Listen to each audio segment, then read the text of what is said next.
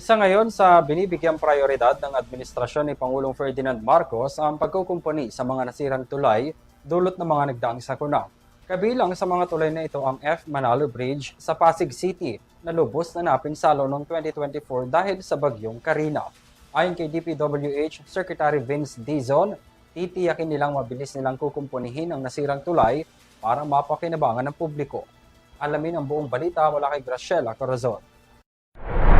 Ininspeksyon ngayong araw ni na Department of Public Works and Highways or DPWH Secretary Vince Dizon at Pasig City Mayor Vico Soto ang rehabilitasyon ng F. Manalo Bridge sa Barangay Manggahan, Pasig City.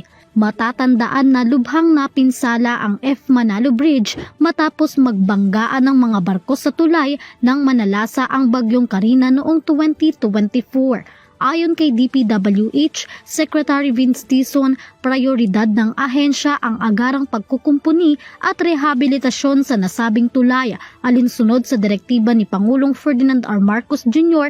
na tiyaking mabilis ang pagsasaayos ng mga infrastruktura na makatutulong upang mapabilis ang daloy ng transportasyon at tiyakin na ang kaligtasan ng publiko.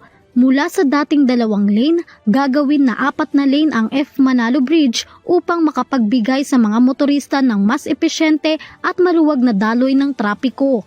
Sa ngayon, ginagawa na ng ahensya at lokal na pamahalaan ng Pasig ang mga hakbang para masiguro ang kaligtasan at mapabilis ang rehabilitasyon ng naturang tulay. Inaasahan naman na matatapos ang rehabilitasyon ng tulay sa loob ng 1 hanggang 1.5 taon. Para sa EuroTV News, Graciela Corazon, sumasaludo sa bawat Pilipino.